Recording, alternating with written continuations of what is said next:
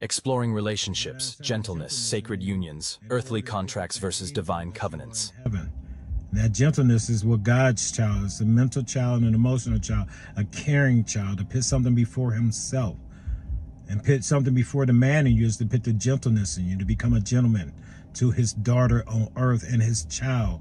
A baby said, we cannot carry the title father in heaven because there's only one father.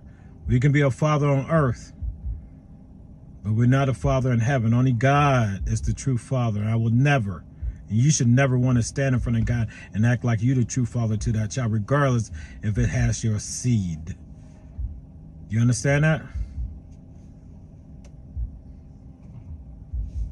Spirit Talker, spoken wisdom. Have a blessed day. Hey everyone, and welcome back to the channel. Today, I want to talk about an idea that completely reframed how I think about relationships. It comes from a concept by Spirit Talker, who suggests viewing dating not just as finding a partner, but as a sacred trial. The idea is to date the child of man to see if he can become the child of God, the gentleman.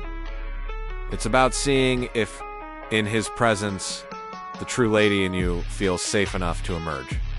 This isn't about changing someone, but about witnessing a natural transformation. When a woman is given a lemon, she makes lemonade. When she's given a house, she makes a home. This creative power is sacred. The message is powerful. Your spirit is a vessel meant for a covenant, not just a contract. It reminds us never to settle for less than what honors that divine spark within us. What do y'all think about this perspective? Let me know in the comments. And don't forget to like and subscribe for more conversations like this. Spirit Talker, spoken wisdom. A man's daughter is given in marriage to another man. The father, a man himself, permits his daughter to be fucked by this man. This transaction is sealed with a contract and symbolized by the taking of the man's last name. This is the union of the earthly, a contract between a man and a woman. It is an agreement of the flesh, bound by the laws of man. This stands in stark contrast to the sacred covenant designed by God, a union between a lady and a gentleman, bound not by a contract, but by an oath of honor made directly to God. This is why God will never bless a marriage between a mere man and a woman. It is a question of authority and treatment. A man claims authority over his daughter and gives her to another man, accepting a transaction of the flesh for her. But God's daughter, the lady, is different. He embedded within her very flesh a sacred desire to be loved. Yet the devil plays his trick. He offers her the fuck of a man, disguising it in a promise of love. This is the ultimate deception.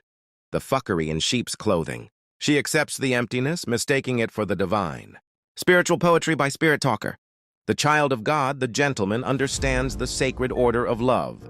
He will first win your mind and earn your heart. He builds a temple of trust and emotional intimacy long before he ever seeks to physically unite with you. By walking this path of respect, loyalty, and authentic love, he earns his passage to heaven on earth. And that gateway is the sacred trust bestowed between the legs of a goddess. This is the divine covenant.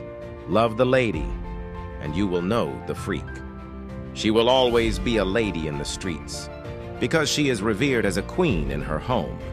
And within that private sanctuary, she is free to express her full power and passion. For the gentleman who honors this oath, the home becomes his kingdom, and the lady his sovereign. He becomes the king who guards her heart, and in return, is granted the keys to her entire universe.